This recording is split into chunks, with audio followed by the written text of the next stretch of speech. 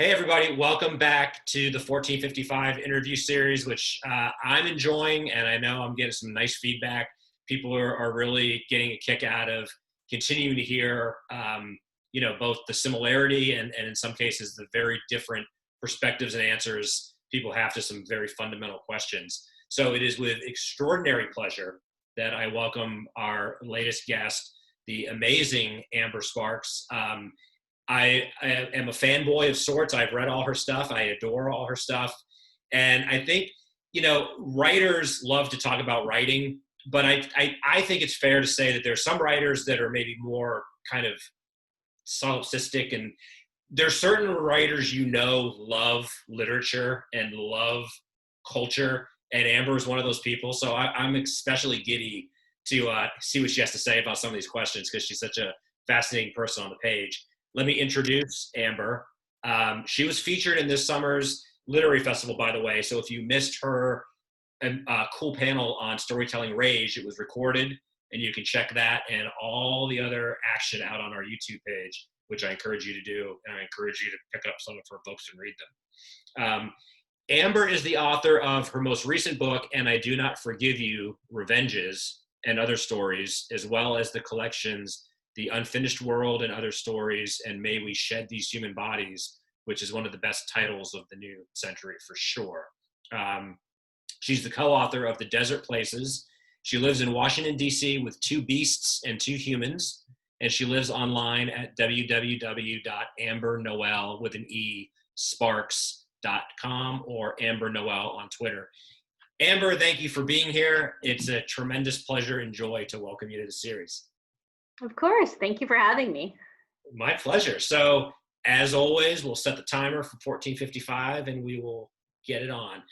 All right, Amber, the first book that made you want to be a writer or a book that changed your life? Oh, I think that would have to be Diana Wynne Jones's probably Charmed Life. Okay. That's a big one. Right on.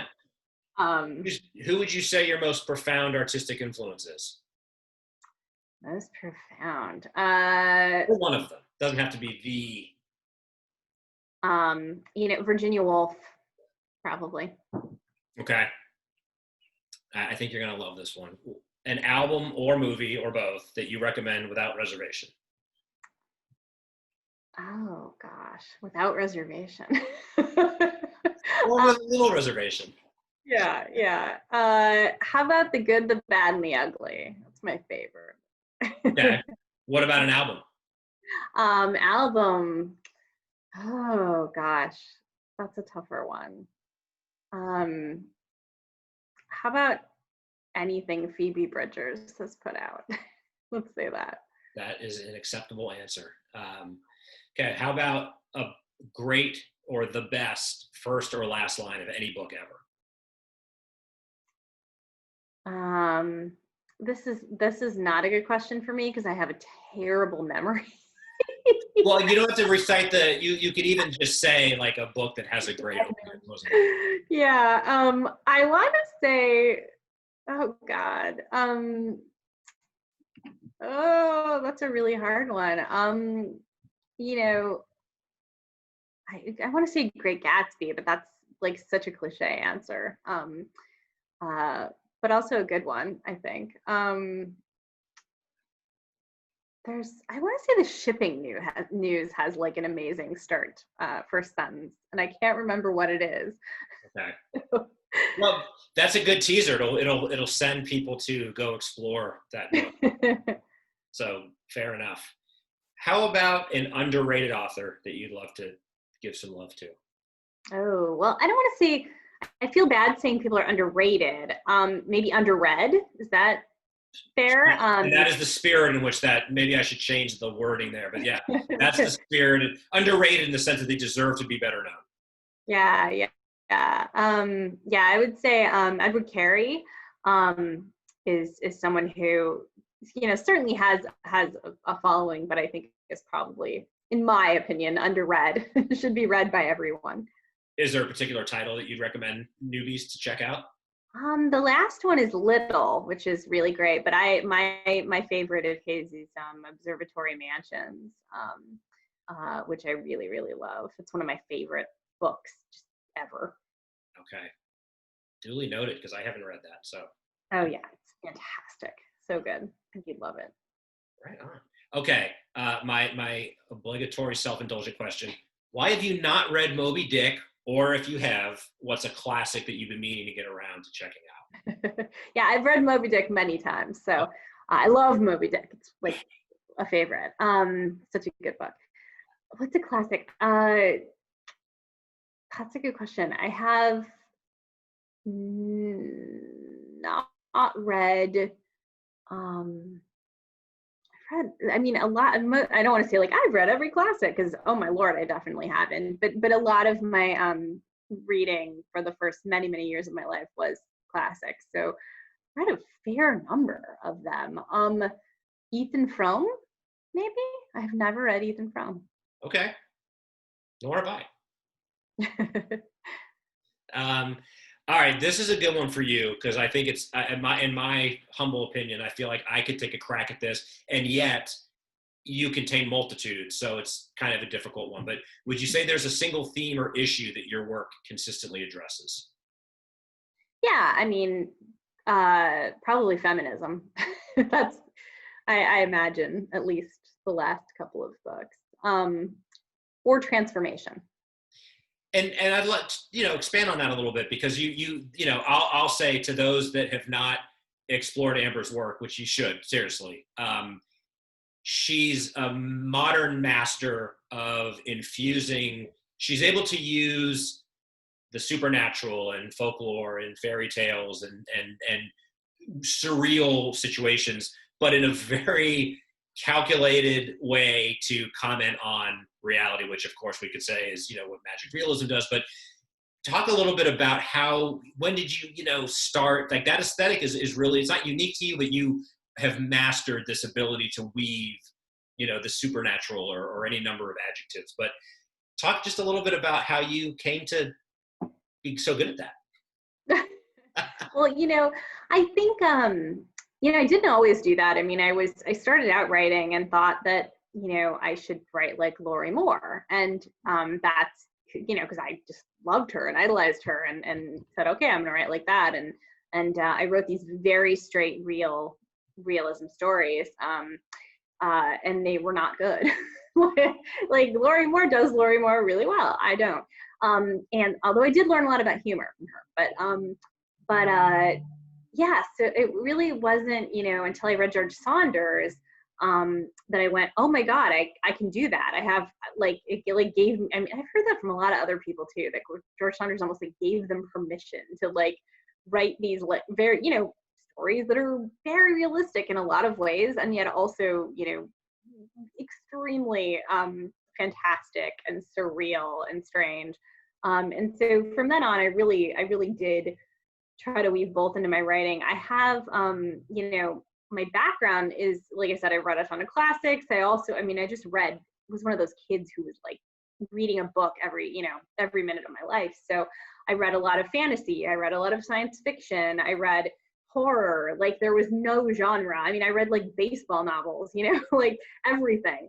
So to me, I've always just felt like, stories are a place to just play with genre and to play with fantastical things happening and weaving, multiple genres together. And the more, you can do that, the more fun it is, and hopefully more fun to read it. Totally fun to read, and I'd be remiss to not maybe belabor that a little bit and just and kind of heap some genuine praise, which is there's a tremendous erudition and historical knowledge in forming your work. So lest I'm giving anyone any misconception that this is whatever pejorative that we wrongly associate with non-MFA realistic 20th century, 21st century. These are stories that are in my opinion are more real than reality in a lot of cases, because they're very quickly and succinctly just devastating perceptions of privilege and tradition and a lot of male dominated discourse that needs to be taken down a lot of notches. So, but you have a lot of fun with it, and you do make it very enjoyable to read. Oh, well, So, thank you. I'm glad to hear it. yeah. So okay. So shifting dramatically, everyone seems to have a different take on this, but do you have a writing routine? Do you believe in them? What are your thoughts around writing routines? You know, it, I mean, it's shifted a lot throughout the course of my life, my opinion on this question. You know, I used to think like, oh yeah, you have to have a routine and you have to have your like, you know, special pencil and you have to have your like morning coffee and, you know, blah, blah, blah. And, you know, I have, you know, ever since I had a kid, I've like, that just flew out the window. I mean, and it to some extent, it was always difficult for me because I've always had a full-time job that didn't have anything to do with my writing. And so, you know, I'd always kind of have to write when I could. You know, so I never had sort of this everyday, you know, routine. Yeah. But yeah, especially since I had a kid, it was like, I mean, I tell people I wrote almost my entire last book on my phone because in the notes app on my phone, because that was, you know, I was like at, you know, in between meetings at work, or I was on the metro, or I was waiting for my kid to get out of school to pick her up, you know, like, and I had to just get used to a no routine writing routine where you're just like, okay, I have 5 minutes, like go, be inspired, which is really hard. Now during the pandemic, I have actually, it's, you know, because it is so hard with a kid home and being home, working from home, everything at home, it's so hard to find writing time that my husband has very graciously basically given me Sundays. So I actually do have, you know, a little bit more of a writing routine than I used to, because I take the entire like afternoon on Sundays to basically just write. And I'm writing a lot more in notebooks. I actually, this is like something that I started doing after the last book because, you know, I found I'm working on a novel and I hate writing novels. And so I found staring at this blank screen like really intimidating and horrible, in a way that I didn't with short stories. And so I started writing in notebooks, and because I found that if I did that, it was, you know, I didn't feel like I had to constantly be like correcting and editing as I went along. And I didn't feel like it had to be perfect on the page. I could just write, and my handwriting is so bad that, like, you know, I couldn't even see what I wrote half the time. So I'm just, okay, written, moving on. You know, and you know, kind of got into this whole aesthetic of like beautiful, a very like, I write with a very particular pen and very particular notebooks and things like that, which all sort of make it more fun and enjoyable to write. So Yeah, good for you. How about a setback, artistic or otherwise, that ended up helping shape the trajectory of your career? And no worries, these are live. Interruptions are encouraged. Dogs and cats have run in and out of this interview, so no worries. Yeah, I think setback wise, probably the most serious one was, I mean, other than now, what was when I was, I don't know if it's setback necessarily, but I was writing, you know, in college and then after college for a little while, and then and I like was working, you know, 3 jobs and like still poor and exhausted, and you know, doing a bunch of other things, and I basically just quit writing for about 5 years, because I was like, I wasn't getting published, and I was like, this is, you know, what is the point? Like, why put myself through this misery? You know, writing wasn't fun anymore. I was having to stay up till 4 a.m. to do it, because that was the only time I had. And so I did quit for about 5 years, and I didn't, and I had only published, it's funny actually, I was a poet at the time. So I'd only published like maybe 2 or 3 poems or something like that. And I was like, okay, I'm done being a writer. And you know, I'd written a few short stories, but nothing I'd shown to people. And then about like, well, I guess about 5 years later, I moved to Washington, D.C., where I live now. And, you know, I got this job working for a labor union, and it was a 9-to-5 job. and it was the first 9-to-5 job I ever had, like good salary, good benefits. And I found myself with like all this time. This is, before I had a kid.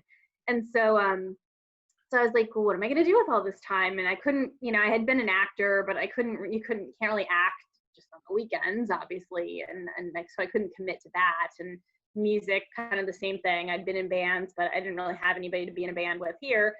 So I thought, okay, well, I'll work on writing. That's the solo pursuit. And I just started and like immediately fell back in love with it. And part of what made it so great this time around was, I always give credit to Dave Housley of Barrel House, because I took a course with him and started meeting a lot of people, a lot of writers around the city, and sort of got into this, like, at the time, I guess it was the alt-lit scene, but sort of started realizing, that there was both a different way of writing, a different style of writing that I particularly loved and could do and participate in, but also, at the time you could finally submit writing online, which was not a thing when I was younger. And then there were more outlets for it. There were all these magazines that would publish your stuff. And so you didn't just have to kind of send something to the New Yorker and hope for the best, And so it became easier to publish and more fun and more rewarding. And I had this like community for the first time. And so that, made it really easy to get back into it. And then I haven't left since. That was, I guess like 15 years ago. So. That's great. What a wonderful answer. Thank you for that. That's like a whole trajectory there. That's very Yeah. relevant, especially I think for younger writers. That's great perspective for people starting out to really understand and appreciate. How would you describe or define what literary success means to you? It changes day by day, I'm sure. But for me, I mean, it's definitely not monetary, right? Because if it was monetary, I'd be screwed. I write literary fiction, short stories. It's, I think it's a couple things. It's a personal success, right? Just me feeling personally like I am growing as a writer, that I'm doing things that I find consistently interesting, that I don't just find myself doing the same thing over and over again, that I'm like, trying new things and keeping myself interested, that it's fun. Like the minute it stops being fun for me to write, I'll never write again, because that's just, at least I'll stop writing for a while again. So that's sort of one definition. But I think if I'm thinking about like career success, I'd like to be at a place where, I feel like there's a sense of recognition. A book has won some awards, or I've got, or has hit up a few lists as a best of, or there's a sort of broader sense of like, oh, okay, this is a writer, and we as a collective literary society believe that this person's work has some value. I don't have to be the best or the great American novelist or whatever it is, but just to have some place of recognition. And it's actually very like, it's so goofy, because it's like this very Protestant work ethic, which makes sense because that's my whole, background, is this like Swedish Protestant thing. But,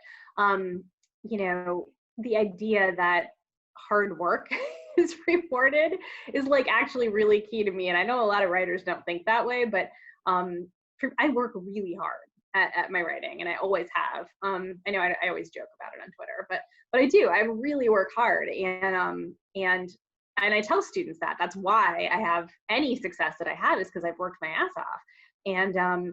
And like to have the recognition of that is actually in some weird way just as important to me as I don't care about like raw talent, right? I care about people being like, this is a person who has like honed her craft, like she's done the work, and you can tell it shows. Like that to me is what I'd like to eventually see as like a measure of success, I guess. Yeah. And not surprisingly, right, a recurring theme in this young series is that few of us, or any of us, are actively pursuing literary fortune because we've been disabused of that illusion at an early age, but also that it's the combination of course, a writer that's writing genuine work wants to find readership, Yep. because that's part of the dialogue, but also that the hard work has to be joyful on some level, and that it's work, it's discipline, it's routine, Yeah. it's repetition, Yep. and it seldom comes easily or quickly for anybody. Yeah. And I think Yeah. that's what separates the pretenders, right? At a certain time, at a certain point in time, it's those that continue to do are doing it by virtue of their continuing to do it.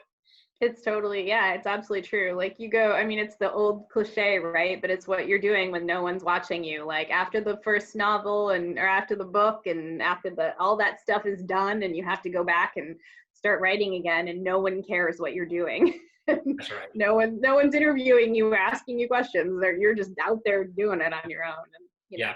Yeah. Okay. Final question. A 1-minute exhortation for a young or aspiring writer that's looking for advice. Um, I would say do not, and it's so hard to not get caught up in what other people are doing, especially with social media. I mean, it's like almost impossible. But I would say to the very best of your ability, don't worry about what other people are doing because and especially, my God, don't worry about like publishing or the pace at with which other people are publishing or where they're publishing. Like just work on the craft. Like that's, I mean, like there's just no shortcut in the entire world. You know, you always hear stories about, oh, this person or that person made it because they had a social media following or whatever. And yes, that might happen in one of a million cases. But like, but they're getting that book contract because they have the social media following and because they're a great writer. And there's no shortcut to that. I mean, you have to be good at your craft, so don't worry about all the other stuff, and you know, success will come if you're an audience will come if you're putting in the work and you're, you know, turning out something good. Beautiful note to end on. Amber Sparks, thank you for being here. It's wonderful to finally have an opportunity to chat with you in real time. Yeah, thank you for having me. It's absolutely my pleasure. And listen, I'm not in a position to make guarantees in my capacity as the person that runs this series, but I will tell anyone that's checking this out, if you haven't checked out any of Amber's work, you're going to like it. So check it out and spread the word. There's a lot of great writers out there doing the work that deserve recognition, but Amber is absolutely one of them. So in my humble and modest way, I encourage everyone to check her out, and you can see why. So do that, and we'll see you on the next interview. Amber, thanks for being here. Good luck, and we'll talk to you soon. Thank you. All right. Take care. Take care.